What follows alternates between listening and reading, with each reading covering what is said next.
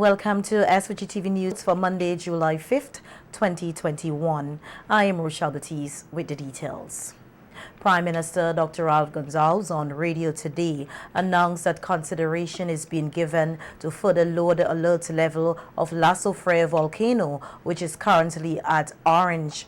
The Prime Minister said the recommendation came from scientists of the UWI Seismic Research Center, which will be discussed at Cabinet this week.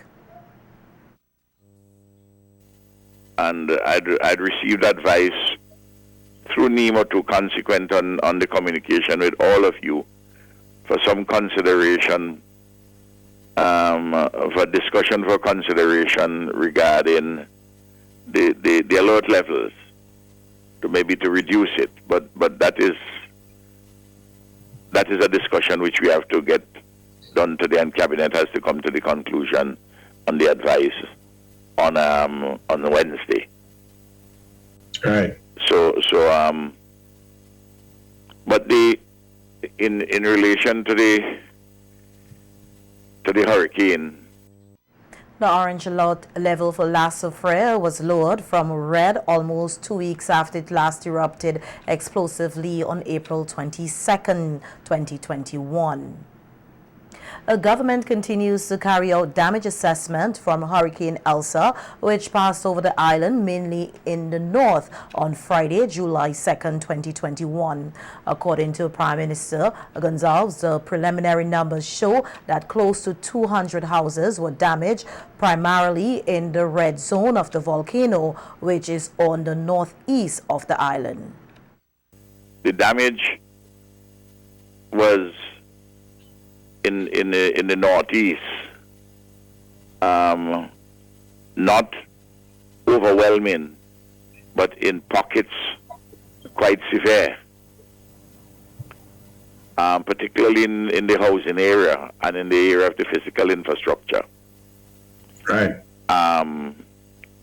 The count isn't finished yet, but I suspect the way things are going, the reports that I'm getting from which they're being collated. The houses, Montgomery Daniel, the representative for the area, was up there yesterday, and he thinks the number of houses might be close to 200.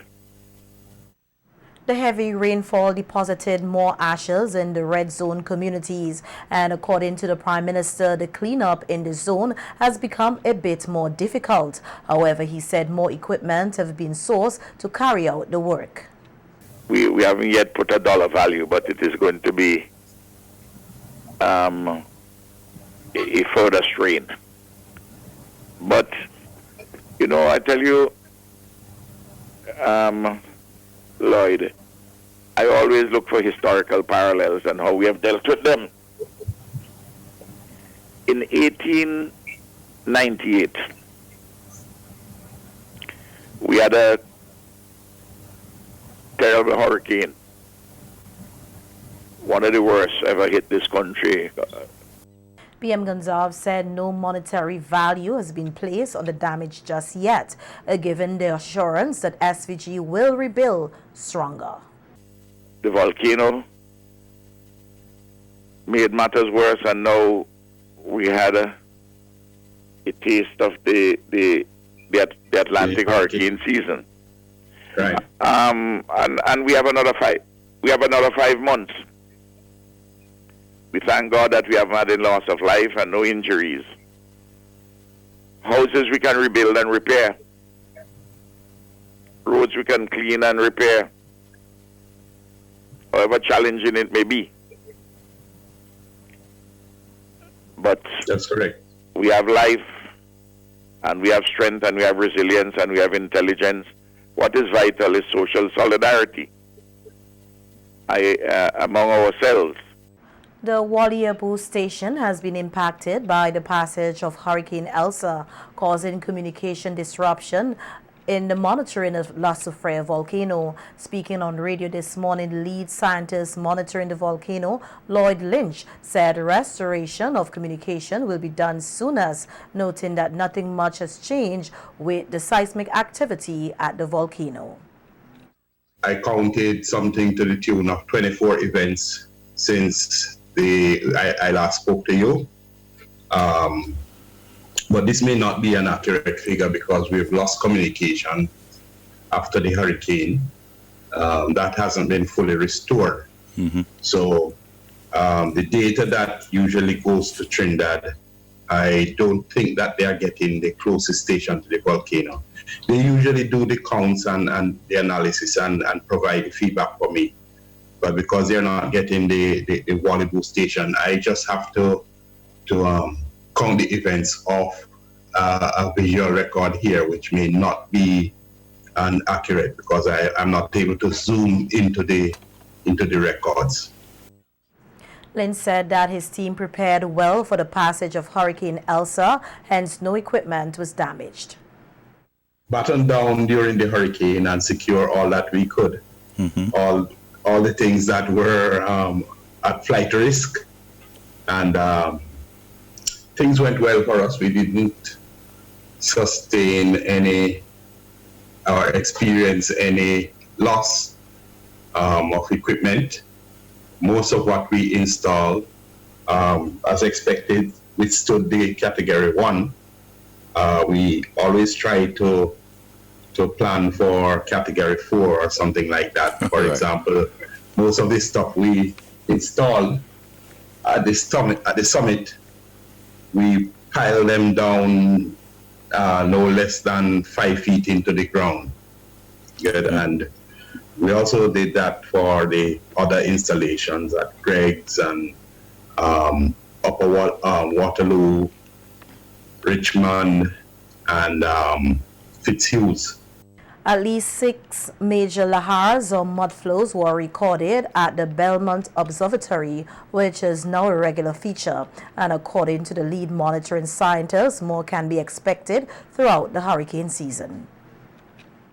We had, over the period of the hurricane, 6 lahars. One of them was very large, sort of overtowering in terms of the duration and size, and that was like halfway between the storm. So as predicted, we did have a lot of lahar activity, and it's something that we can expect for the rest of the rainy season. Whenever there's heavy precipitation, of course you'll get a large amount of ash and loose debris mobilized by the water systems. Lynn said his team is wrapping up the installation of monitoring equipment as this is the last week for him on island. The new team is being finalized, which will be led by Director of the UWI Seismic Research Center, Dr. Irosila Joseph. The team that will succeed this monitoring 2-man team is already being assembled. Dr. Karen Pascal has been here since the helicopter. She's a deformation specialist, and she has been helping with the gas surveys. The Dr. Urosila Joseph will be flying in. She is the interim or the current head of the SRC. Her area of specialty is volcanic gases and fluids, but she has a mountain of workload in terms of steering the pack, so to speak, and lots of administrative duties to oversee when she gets here. The lives of farmers and the agriculture sector have been severely impacted by the eruptions of Lasofre volcano. On SVG-TV's Viewpoint program on Sunday, Chief Agriculture Officer Renato Gums said the eruptions caused millions of dollars in losses to the agriculture sector. Okay, good evening. Presently, well, as you know, the impact on the agriculture sector was very significant. I mean, the forest was affected, livestock affected, crops affected, bees affected, all sectors were affected. So the agriculture sector on a whole was badly affected. Now, regarding the cost, yes, the cost is around hundreds of millions, the damage. but the final cost we have not put together because we have not done the damage assessment in the red zone as yet.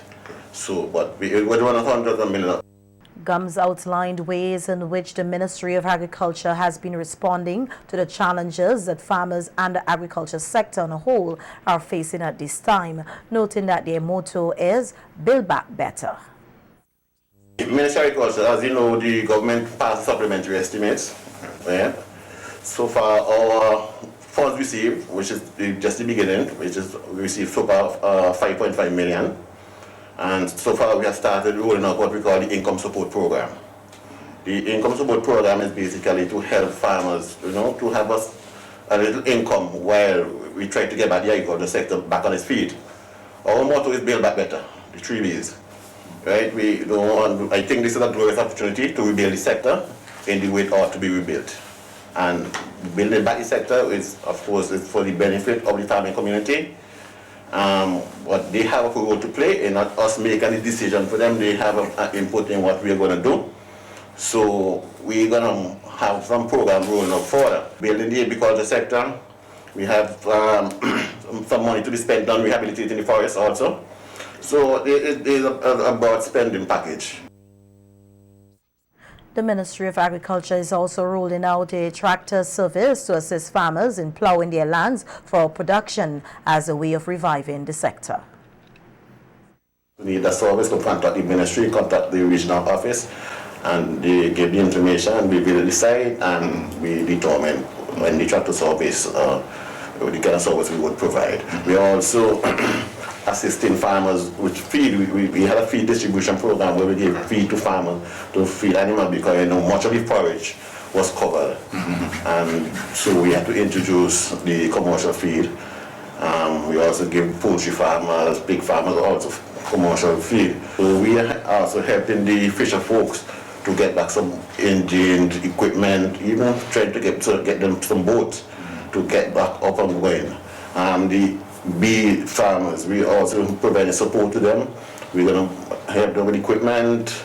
If we have to rebuild the hives, we're going to do that. So there's so many things that are already rolling out. Okay, thank you. Thanks. I know a lot of our vegetable production would have been significantly damaged during the eruption. Some farmers would have already started their replanting, but others have not. So we from the ministry are also looking to provide some seedlings we haven't confirmed as yet, but more than likely it would be at a fraction of the regular costs for farmers. Retired Chief Agriculture Officer and farmer Fillmore Isaacs, who was also part of the panel, said that he is very amazed with the resilience and general attitude of local farmers in light of the volcanic eruptions. I'm amazed for 2 valleys in particular. I looked through the Greggs, Lauders, Lomans area and the Marico Valley. And you could see people already start to bring back their farms. I wasn't aware of the slogan of the Ministry of Agriculture, and I'm glad we're looking at the 3 Bs, as he said, and we shouldn't focus too much on the past. This provides us an opportunity, in my view, to have another look at agriculture. Chief Agriculture Officer in charge of the Banana Rehabilitation Rebuilding Program, Caricom, Brown, said that because of the Lasso-Frere eruption, the banana industry has seen a significant decrease in banana exportation. We would have experienced a significant impact in terms of our overall production. Currently our exports are down. Normally we would have been shipping up to 700-800 boxes a week. Now we're just exporting probably 10% of that, 12% of that, which is very minimal compared to what we're accustomed to. Most of the farms would have been impacted. I know as consumers we would have seen a significant reduction in terms of the availability of ripe bananas in the market. Even with green bananas, a lot of farmers would have started taking out green bananas in terms of rehabilitating their fields. Brown said that the Banana Service Unit has also recognized the advantages of the eruption, noting a drop in the levels of the infestation of the black sigatoka disease, which is usually found in bananas. Services Unit, we are also responsible for the control of black sigatoka. Now, one of the advantages that we would have realized during the eruption is that the levels or the incidence of black sigatoka would have been down. But now that we've started the rainy season, we notice the figures start climbing up. But we have started our spray program. Our spray program was on hold for a while, given that some of our workers were also affected. But overall, because of the level of ash that remained on plants for a while, we were unable to start that process early. But we would have started about 3 weeks ago, and we're noticing some significant improvement in terms of our control. The senior agriculture officer further noted that banana farmers are making strides and production is bouncing back. We have seen a significant improvement in terms of farm standings since the eruption. We're just about 3 months in. Most of the banana farmers have already rehabilitated. Well, most of the farmers who are not in the red zone.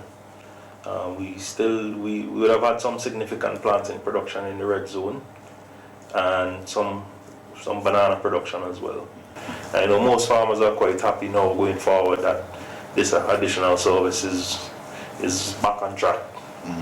Okay. What we're hoping is that through the supplementals and other funding projects that we'll be able to provide some additional level of support in terms of inputs, particularly in the case of fertilizer for banana farmers and for planting as well. Like most things that have attracted price increases recently, so have meat prices. Within a year, operator of Midway Butchers, Richard Gibson, said prices of animals have gone up twice by at least 20%. Still a severe shortage of good quality beef. And also the prices has rocketed. January 2020 was paying $2,500 for 500 carcass.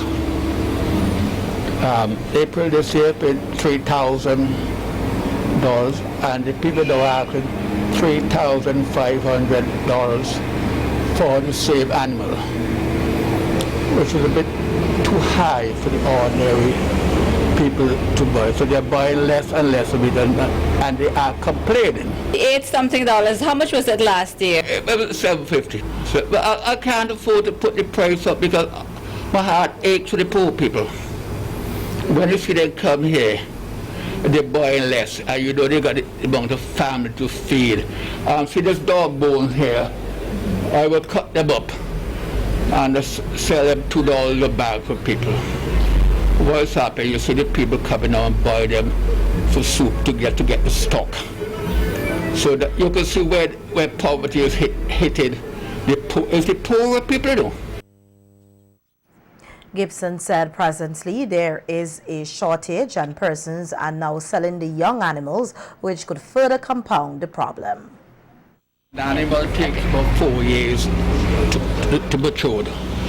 That is saying if a calf is born today, it has been about 15 months old before it can impregnate to have a calf, and that calf carry 9 months gestation. Then it's been 2.5 to 3 years before it's ready for the market. To reach its best value, best tasty and things like that. And also, I don't know what the situation will be, because last week here I had, well this week actually, I had 3 cats delivered to me, and it cost me $1,400 more. So that is a lot of money, and that is almost finished because I had orders pending. Gibson recommends that the authorities meet urgently with all the relevant stakeholders and map out a plan for the short term, even if it means importing meat to cushion the impacts of the shortage. The butchers together and talk about the situation. What are we going to do for the short term? Are we going to start importing meat again? I also think the Prime Minister should go and beg those countries like Argentina, Uruguay, or Ecuador to sell us some meat, because can't get the meat here. All of these people, youngsters who started up a little business, they will go on the door. We've got a place in town here, his sole business is beef burgers. If we can't supply them, he has about a dozen people working with him. They will be on the door. Member states of Caricom, including St. Vincent and the Grenadines, came together today to observe Caricom Day under the theme, I Am Caricom. To mark the special occasion, the flag-raising ceremony was held. Speaking at the flag-raising ceremony, Prime Minister Dr. Ralph Gonsalves underscored the role of Caricom, which he said has benefited St. Vincent and the Grenadines immensely, especially in the area of trade. If we didn't have the provisions in the revised Treaty of Chaguaramas, and there's a chapter 7, which protects disadvantaged countries and regions. And in that context, St. Vincent and the Grenadines is one which is disadvantaged vis-a-vis Jamaica, or certainly Trinidad, Barbados. And we have certain protections for certain industries, and flour is one of them. Meanwhile, the Prime Minister pointed to the importance of free travel within member states. You don't need to go to any Caricom country and worry about you not getting into any of those Caricom countries. The only reasons anybody can stop you from going from here to Grenada or Jamaica is if there's a national security problem. That is to say, you're some kind of hardened criminal or terrorist, and they have you on a watch list, and they wouldn't allow you to go in there to create problems. In the same way, we wouldn't allow you on national security grounds. But if we stop you from coming in on national security grounds, by virtue of the ruling by the CCJ, the Caribbean Court of Justice, in the Shanique Myrie case, the immigration officer has to tell you explicitly why they're stopping you from coming in. SVG's ambassador to Caricom and the OECS, Alan Alexander, asked that Vincentians reflect on what it means to be part of the Caribbean community, Caricom. Not giving much thought to this deep-rooted statement, I am Caricom. But this week, as we celebrate the anniversary, I want us to reflect on this and ask yourselves, what does it mean to you to be part of the Caribbean community family? For me personally, it means being a Vincentian who is very much a part of an integrated Caribbean space and civilization, where in most cases we are separated by water, but we have so many commonalities as Caribbean people. The theme immediately took me back to my days at the University of the West Indies, where I made lifelong, lasting bonds with persons I met from throughout the Caribbean.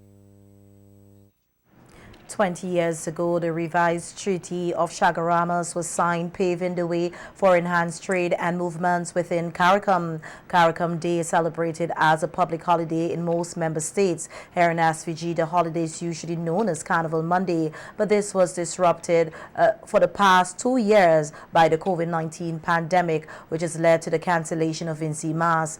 Recently, Prime Minister Gonzalez announced that July 5th and 6th holidays will be observed in September. However, no scheduled event has been announced as yet. In some COVID-19 related news now, we hear that 5 new positive cases were reported from 169 samples processed on Saturday, July 3rd, 2021, resulting in a positivity rate of 3.0%. No new recoveries were noted over the reporting period. 105 cases are currently active and 12 persons with COVID-19 have died.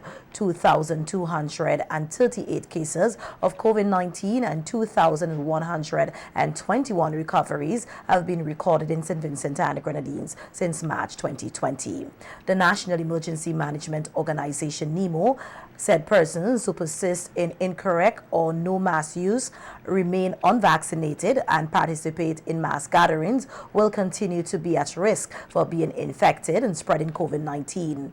The organization further noted that to reduce the spread of COVID-19 here in SVG, compliance with the protocols, including the effective use of masks, physically distance, and the evidence-based recommendations to be vaccinated with the available vaccines, is strongly recommended.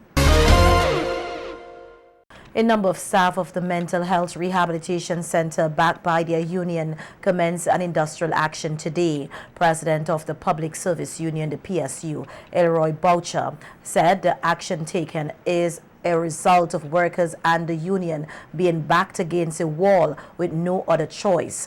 At a news conference today, Boucher detailed the union's fight to resolve several issues facing workers at the center, including what he termed as a long-standing unhealthy relationship between the management of the center and staff, as well as working conditions which affect both patients and staff. Boucher said that the union has written to the permanent secretary in the Ministry of Health on numerous occasions, listing the issues with no response, resulting in this week's industrial action. The failure of management to manage the institution effectively, thus protecting the workers and protecting the patients. Nothing has changed. It remained the same, and the problems continue. Over 90% of the workers sent a petition to the ministry last month telling the ministry that they have had enough and there needs to be a change in the management because the problems are continuing. Management is not listening to them. In fact, management have been trying to intimidate them. What did the ministry do? Send the petition back to the workers, to the management, and the management has continued the same practice. It is at that point that we took the decision that there must be a withdrawal of service. Boucher also spoke about the union's struggle to get the attention of the Minister of Health, Sinclair Jimmy Prince, to deal with the issues. We copied both the Governor General following the Essential Services Act. We wrote the Governor General regarding the withdrawal of service. We copied the Minister of Health. Well, I would figure that if the Minister of Health was so concerned that he would have reached out to try and see how we could mitigate the situation and have some sort of dialogue. You got no response from the Honorable Jimmy Prince, Minister of Health, which seems to tell me and tell us as a union that they really don't care about the staff and therefore don't care much about the patient. It is the reason why a patient could have died there and there was no repercussion for anybody. And I've always held the view that those things, that outbreak that occurred, could have been averted if you had a management that cared about both workers and patients. But instead you had the management being protected by the Prime Minister. The PSU president said 60 to 75% of the workers at the Mental Health Rehabilitation Center reportedly withdrew their services today, which he said was a success. So the workers, the withdrawal of service started today, and I've been advised that it is successful. In fact, I think it's over 60%, 60 or 75%, I was told, of the workers have withdrawn their service. We intended that this action will continue throughout the week. And like I said, because we have not heard from either Permanent Secretary or the Minister of Health. And I will state again, in my view, they really don't care. Upon receipt of a letter from Governor General Her Excellency Dame Susan Duggan, Boucher advised that workers would return to work on Wednesday. As he said, he supports the GG's suggestion to try as best as possible to manage the impact of the strike action on the patients at the center. Boucher, however, advised that further action will be taken if the union continues to see no results. The contents of this letter, I can say that instead of having a prolonged withdrawal of service for the week, we will ask the workers to return to work on Wednesday. If this matter is not being addressed, the union will take further action. Ms. Medford, who is the SO Mental Health, has already passed the retirement age over and over. There really is no need for the government to continue with that poor management. There are other competent people within the nursing service. If you're retired, just go. There are persons in the lower echelon of the public service who retire and have to go home. They're not even given 1 day extra. And they have serious financial issues, but they have to go. I firmly believe all of this is due to political connections. Minister of Health Sinclair Jimmy Prince, in response to the industrial action taken by workers at the Mental Health Rehabilitation Center, said he has been advised that many of the issues highlighted by the PSU are being resolved by the ministry. Minister Prince said approximately 20% and not 60 or 75% of the workers at the center did not turn up to work today. 10 workers, including 4 staff nurses and I think 1 nursing assistant at the Mental Health Center, reported sick today. And this has been occasioned, I think, by the call by the PSU for industrial action as a result of what they call unresolved issues. I have been advised that most of the issues raised by the union and the workers were already being addressed by the ministry and the management at the Mental Health Center. Issues such as access to water, insults by management, mental health patients having to go to enums instead of stubs, staff harassed about their hairstyles and style of dress, etc. All of these, they say, indicate that the management at the Mental Health Center don't care about the workers. And therefore, the ministry must remove the entire management team from the Mental Health Center, or else they will take industrial action. Now, this is crazy. It is quite strange in the circumstances. I don't understand this. How they could demand that we remove the entire management.